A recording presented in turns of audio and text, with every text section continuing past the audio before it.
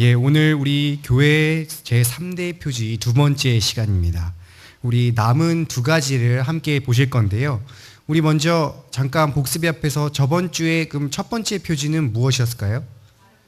예, 바른 말씀의 전파가 되겠죠. 그러면은 제가 항상 이 학습 세례 교육할 때 이 교회 3대 표지를 아이들이 참 어려워하는데, 쉽게 말해서 3대 표지, 즉 우리가 예수를 믿는 참된 교회라 하면 반드시 나타나야 할 세 가지라고 보시면 되겠습니다. 그 중에 첫 번째는 참된 말씀의 전파, 그리고 오늘 배울 성례의 정당한 시행, 그리고 마지막은 권징의 신실한 시행이 되겠습니다. 즉 말씀, 성례, 권징, 이렇게 세 개가 되겠죠. 이 세 가지는 우리가 좀 어렵더라도 분명히 숙지해야 돼야만 하는 그런 교회에 우리가 반드시 이단이 아니고서야 드러나야 되는 3대 표지가 된 것입니다. 우리 두 번째, 성례의 정당한 시행, 밑에 작은 1번 있죠. 성례란 한번 읽어보겠습니다. 시작. 성례란 세례와 성찬을 말한다. 우리가 너무나 잘 알고 있듯이 예수님께서 우리에게 참 수많은 권면들을 하셨지만 그 가운데서도 분명하게 아주 명확하게 명령하신 것이 있습니다. 아주 명확하게 너희는 이거 해라 라고 말씀하신 것이 오늘 우리가 보고 있는 성례가 되겠습니다. 즉 세례와 성찬이죠. 우리 그러므로 너희는 가서 한번 읽어볼까요? 말씀입니다. 시작. 그러므로 너희는 가서 모든 족속으로 제자를 삼아 하나님 아버지와 아들과 성령의 이름으로 세례를 주라고 분명히 말씀하시죠. 밑에 한번 저희가 먹을 때에 한번 또 이것 또한 읽어보겠습니다. 시작. 저희가 먹을 때에 예수께서 떡을 가지사 축복하시고 떼어 제자들에게 주시며 가라사대 받으라 이것이 내 몸이니라 하시고 또 잔을 가지사 사례하시고 저희에게 주시니 다 이를 마시매 가라사대 이것은 많은 사람들을 위하여 흘리는 바 나의 피 곧 언약의 피니라. 이렇게 두 가지 세례를 주는 족속으로 제자를 삼아 아버지와 아들과 성령의 이름으로 세례를 주라 하는 것과 너는 내 몸과 내 피를 마시라 라는 이 성찬, 이 두 가지를 말하는 것입니다. 2번 성례는 시작. 성례는 교회가 예수께로부터 직접 받은 명령이요 은혜의 방편이다. 예수님께서 잡히시던 날 밤에 유월절을 지키시며 친히 성찬을 베푸셨다는 것을 우리가 잘 알고 있죠.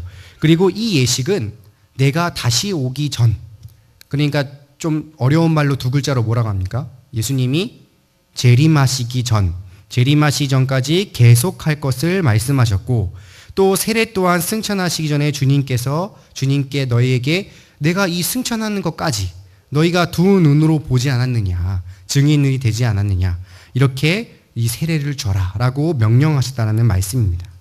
즉 이것은 우리가 반드시 주님 오시기까지 지켜야만 하는 두 가지의 의무가 되겠죠. 성찬과 세례가. 자, 그럼 세 번째, 이 성례는 어떠한 행위인지 한번 읽어보겠습니다. 시작. 이 성례는 말씀의 유형적, 가시적 전파 행위이다. 무형적과 유형적의 차이점이 무엇입니까? 눈으로 볼 수 있다 없다 이렇게 되겠죠. 무형적인 것은 볼 수 없는 것, 보이지 않는 것이고, 유형적은 형태가 있는 것을 말하는 것이겠죠. 이 가시적이라는 말도 좀 어렵지만 그냥 쉽게 말하면 눈에 보이는 것, 이렇게 볼 수 있는 겁니다.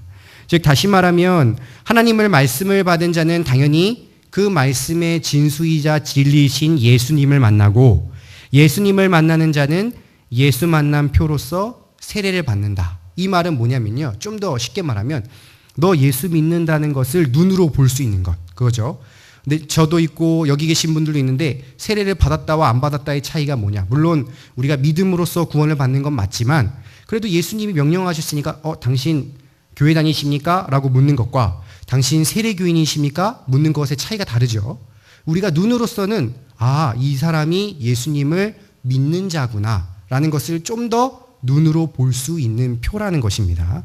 자, 그리고 그러한 자는 성찬에 참여하게 된다. 그렇기 때문에 이 말씀에 우리가 누가 여기 계신 분들 예수 다 믿습니다 하는 것을 우리가 눈으로 볼 수 있습니까? 믿는다라고 하는 것을 우리가 눈으로 볼 수 없지 않습니까? 하지만 이 세례를 받는 것, 그리고 그 세례를 받은 자가 성찬에 참여하는 그 행위들이 눈에 보이는 말씀의 전파 행위라고 보는 것입니다. 우리가 참된 복음의 선포라는 것은 죄인이 그리스도의 속죄 공로에 연합하여 하나가 됨에 있으며 물로 베푸는 세례와 떡과 포도즙을 사용하는 성찬 역시 그리스도와 연합한다. 우리가 그 당시에 그냥 단지 세례를 받는 것이 그냥 목사님이 나에게 주는 것이다. 또는 그냥 물하고 포도주하고 떡 먹는 걸로만 단순히 치부해버리는 것이 아니라 그 시간만큼은 그리스도와 연합하여서 우리가 정말 소속되고 예수님 안에 있고 동맹되고 충성을 의미하는, 우리가 단지 그냥 겉으로 보이는 허신 이런 외식적인 행위가 아니라 그리스도와 연합함을 통하여서 나타나는 외적인 표현이라고 보시면 되겠습니다. 그러므로 말씀과 성례는 뗄래야 뗄 수가 없는 관계이며 진정한 말씀의 전파는 결국 세례를 베풀어야 하고 성찬에 참여시키는 결과를 가져와야 된다. 또한 세례와 성찬은 주님 오실 때까지 지상교회가 행할 영원한 규례이다라고 나오는 것입니다. 즉 다시 말하면 우리가 3대 표지에서 1번이 참된 말씀의 전파, 이건 누구나 다 알지 않습니까? 교회라고 하면 예수님 말씀 나와야죠. 그래야 그게 진정한 교회란 건 다 아는데, 참된 말씀이 전파되다 보면 그 말씀을 듣고 은혜 받은 자는 세례받게 되고 성찬하게 된다. 이렇게 되겠죠. 그러면 저 교회는 참된 교회구나라는 것을 알 수 있다라는 겁니다. 자, 그리고 그것은 반드시 교회가 지켜야 할 영원한 규례이기도 하죠. 언제까지요? 주님 오실 때까지. 자, 그러면은 이렇게 성례가 정당하게 집행되는 걸 알았죠. 그럼 3번, 권징의 신실한 시행. 권징이 무엇인지 한번 1번으로 보겠습니다. 읽어보겠습니다. 시작. 권징은 불완전한 지상교회가 이교들과 이단들로부터 복음 교리를 순수하게 유지하며 성례를 거룩하게 파수하기 위한 것이다. 우리가 흔히 권징하면 징벌 이렇게 생각하죠. 징벌, 징계 이렇게 생각하는 경우가 많은데 맞습니다. 우리에게 반드시 진리를 보호하는, 그러니까 참교회는 말씀과 성례의 거룩성, 제가 거룩성에 대해서 한번 설명했죠. 거룩하다는 것은 무슨 뜻이죠? 죄가 없는 것이라고 말씀드리지 않았습니까? 그러니까 죄가 없는 상태, 완전한 상태로서 버틸 수 있게 보호하고 유지하기 위해서는 반드시 그것을 침범하고 무너뜨리려고 하는 위해자에 대한 엄연한 책망이 필요한 것입니다. 그러니까 진리를 왜곡하거나 교리적 범죄, 윤리적 부정적 도덕적 범죄, 교회에 해를 끼치는 부덕한 행위, 이러한 것들에 대해서는 교회가 반드시 엄한 권징을 시행해야 된다는 것입니다. 왜냐하면 권징을 시행하지 않는다면 여기저기서 내가 예수다라고 할 수 있는 것이고, 안 좋은 영향을 끼치고 있을 수도 있는 것이고, 사기를 치고 다닐 수도 있는 것이고, 여러 가지의 이런 교회가 진리를 빛을 상실하게 되고 거룩한 것이 남용되는, 죄가 없어야 될 것이 죄가 들어오게 되는 그러한 일이 벌어지니까 반드시 권징이 필요하다는 것을 얘기하고 있는 것입니다. 우리 이 단락에서 맨 밑에 그러나 내게 책망할 일이 보이십니까? 말씀에 있죠.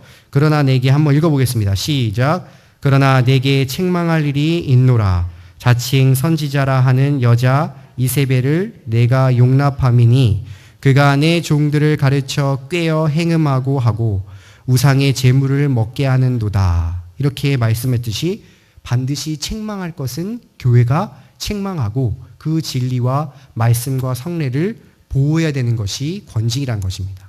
자, 2번 읽어보겠습니다. 시작. 권징은 신실히 시행되어야 한다. 권징은 반드시 신실하게 시행되어야 된다라고 그 방법을 얘기하고 있는 것입니다. 한 가지 그럼 제가 질문하겠습니다. 권징은 징계하는 것인데 그 징계하는 목적은 뭘까요? 그 사람만 봤을 때 교회 나가라는 것입니까? 그 사람 파멸하라는 것입니까? 너 멸망해버려라 이런 건 아니죠. 교회의 권징의 목적은 뭐죠? 그 사람이 회복되고 회개하는 것. 그렇죠? 잘못된 자에게 그 사람이 너가 이런 죄를 짓고 있으니까 책망하는 겁니다. 절대로 정죄하는 것이 아니에요. 물론 정죄를 하는 것이 책망에 포함되어 있지만 그 분명한 뜻은 그 사람이 정죄하여서 파멸에 이르게 하는 것이 아니라 권징은 항상 신중하고 공의로워하며 될 수 있는 대로 비밀을 지켜 피고인에게 돌이킬 수 없는 상처를 주지 않도록 덕스럽게 해야 된다. 이 말은 뭐냐면요. 우리가 두 사람이 싸웠는데 한 사람 말만 들으면 이 사람 잘못한 것 같잖아요. A, B가 싸웠는데 A 말만 들으면 당연히 B가 잘못했겠죠. 근데 우리가 권징을 신실하게 시행해 보려면 A 말도 들어봐야 되고 B 말도 들어봐야 되고 그것을 지켜본 C 말도 들어봐야겠죠. 그래야 우리가 신실하게 확실하게 객관적인 것으로 보고 너가 잘못했다라고 얘기해 줄 수 있고 그렇게 시행하는 책망이 그 사람이 내가 잘못했구나. 내가 교회에 정말 피해를 끼쳤구나. 라는 회개를 통해서 돌아오는 것이 권징의 진정한 목적인 것입니다. 권징의 참 목적은 잘못을 범한 형제를 고쳐서 잃어버지 않게 하기 위함이고 징계하는 자는 용서를 전제하고 징계하며 징계받은 자는 회개함으로써 징계를 달게 받고 돌이켜 온전한 성도로서 다시 회복하는 것. 이게 바로 권징의 참된 목적이라고 할 수 있겠습니다. 그런데 중요한 것은요. 이거에 너무 집중하다 보면 이 사람 회개시켜야 돼. 이 사람 교회 떠나면 안 돼. 라는 것을 너무나 많이 생각해서 이 권징을 미루다 보면 교회가 어떻게 되겠습니까? 좋지 못한 영향으로 많이 끼치겠죠. 그러니까 분명한 경계를 두고 권징은 시행하되 우리가 조심히 공평하게 또 아주 조심스럽게 해야 된다는 것을 우리가 볼 수 있는 겁니다. 그런데 그 말을 듣고도 회개하지 않는 사람에게는 어떻게 하겠습니까? 이단이라든가 어쩔 수 없는 사람은 이제 출교가 나오겠죠. 이제 어쩔 수 없이 이 사람은 예수 믿는 사람이 아니다. 라는 말이 나올 수도 있는 것입니다. 우리 네 형제가 말씀 한번 읽어보겠습니다. 시작. 내 형제가 죄를 범하거든 가서 너와 그 사람과만 상대하여 권고하라. 만일 들으면 내가 내 형제를 얻을 것이요 만일 듣지 않거든 한두 사람을 데리고 가서 두세 증인의 입으로 말마다 증참케 하라. 만일 그 말도 듣지 않거든 교회의 말하고 교회의 말도 듣지 않거든 이방인과 세리와 같이 여기라. 참 너무나 이렇게 잘 나와 있지 않습니까? 얘기해보고 안 되면 두세 사람 데려가보고 그래도 안 되면 교회 얘기하고 교회가 얘기해서 안 되면 이방인과 세리 뭐라는 말이죠? 불택자라는 말입니다. 이제 너는 더 이상 택자가 아니다. 이렇게 되는 거죠. 이게 바로 권징의 신실한 시행이 되겠습니다. 마지막으로 신실한 권징 시작. 신실한 권징은 전투하는 지상교회가 천상승리교회로 영화될 때까지 계속되어야 할 영원한 규례이다. 왜 끝까지 해야 될까요? 이 땅에 뭐가 있기 때문에? 죄가 있기 때문에. 이 땅에 완전한 교회가 있습니까? 없죠. 항상 죄는 들어오고 또 그것을 우리의 온전하게 하나님을 섬기려고 하는 교회를 흔들려는 마귀의 세력들이 계속 있지 않습니까?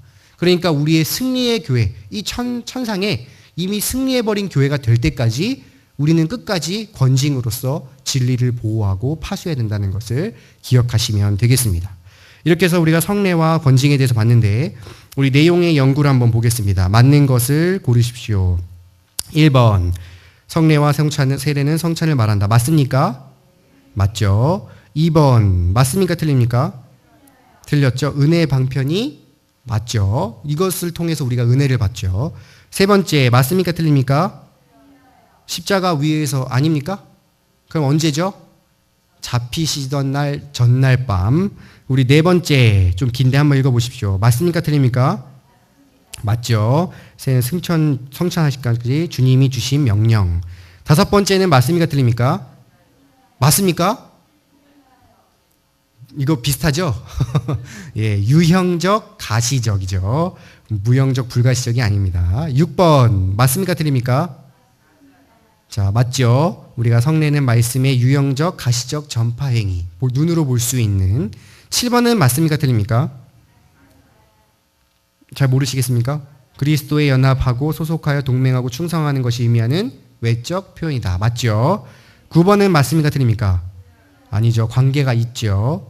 9번은 천국에서도 계속 행해야 됩니까? 아니죠. 우리가 천국 말고 예수님 오시기 전까지 하면 되겠습니다. 이번에는 우리 권징에 대해서 한번 보겠습니다. 권징 맞는 것과 틀린 것. 권징 1번 맞습니까? 틀립니까? 동그라미입니까? 네, 맞죠. 우리가 성례를 거룩하게 파수하기 위해 필요한 것. 2번은 맞습니까? 틀립니까? 맞죠. 교회는 진리의 빛을 상실하게 되고 거룩한 것을 남용하게 됩니다. 권징을 하지 않으면 그렇죠. 3번은 어떻습니까? 자, 엄격하게 행하여 주므로 절대로 용서나 사랑을 베풀어 대서는 안 된다. 이게 이제 가장 성도님들이 실수하기 쉬운 부분이죠. 권징하니까 너 무조건 나가야 돼. 막 이런 내용이 있는데 그게 아니고 그 책망의 목적을 분명히 알아야겠습니다. 네 번째, 권징은 신실히 행해야 된다. 맞습니까? 맞죠. 5번은 어떻습니까? 아주 파멸에 이르게 해야 됩니까? 아니죠. 파멸에 이르게 되는 것이 아니라 회개할 기회를 줘야겠죠. 6번은 어떻습니까? 예, 그렇죠. 회복할 수 있도록 우리가 하는 것. 7번은 어떻습니까? 네, 그렇죠. 권징은 분명하게 시행되고. 8번은 어떻습니까? 맞습니까? 틀렸죠. 승리된 교회로서 영화된 후는 이미 천국이죠. 그러니까 그 전까지 우리가 지켜야 되는 것. 우리 교회를 위한 기도 제목 한번 읽어보시면서 같이 또 기도해 주시면 감사하겠습니다. 기도하고